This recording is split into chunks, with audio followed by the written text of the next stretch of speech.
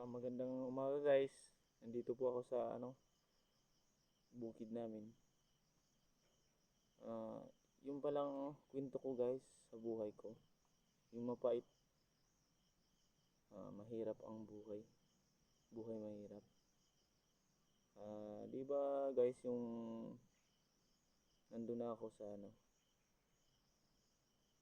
yun nga yung nandun na kami sa Narciso, yung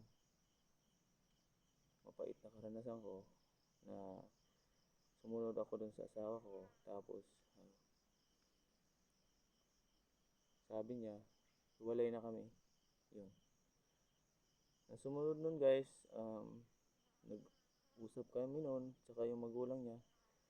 Sabi ng magulang niya, matagal na raw naghirap yung anak niya sa pudir ko, sa piling ko. Ayaw niya daw na mangyari pa. Sa tagal-tagal na panahon guys, magkasama kami ng asawa ko, nawala sila. 16 years. Tapos, bigla na lang silang magsasabi sa akin ng ganun guys. Nabigla ako guys, wala naman akong hindi ako nakahanda sa ganung sitwasyon na ganun pala mangyayari sa buhay ko. Yun na guys, desisyon na ng asawa ko na maghiwalay kami. Na tinanong ko kung bakit.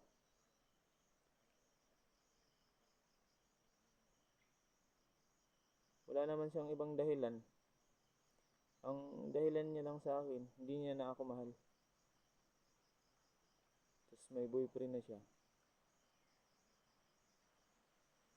Ang masakit noon, guys, sinungaling siya. Hindi siya umaamin.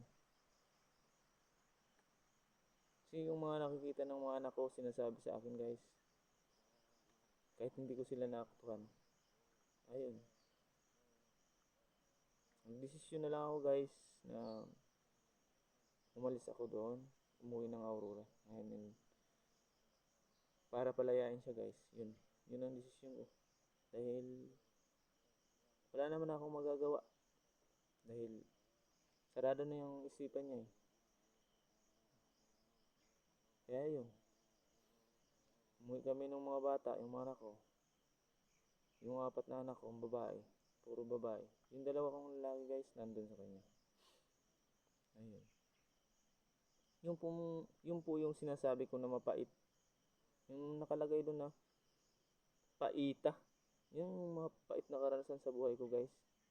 Na nangyari na nabigla ako. Na yung lang umikot yung buhay ko sa kanya, sa asawa ko. Pero yun nga ang nangyari. Bigla na lang na nagkaganon yung aming relasyon. Nasira. Yung simula nung makita yung magulang ng asawa ko. Yun lang guys. Bali itong problema ko guys, nitong nitong June. Abangan nyo na lang guys kasi mula nung June, 4 na buwan pa lang ngayon, October na. Hindi pa tapos yung problema ko guys. May mga kasunod pa ito guys. Upload ko na lang sa inyo. Abangan nyo na lang yung susunod na mangyayari guys sa buhay ko. Salamat po. Huwag nyo pong kalimutan yung mag-follow and share. Salamat po.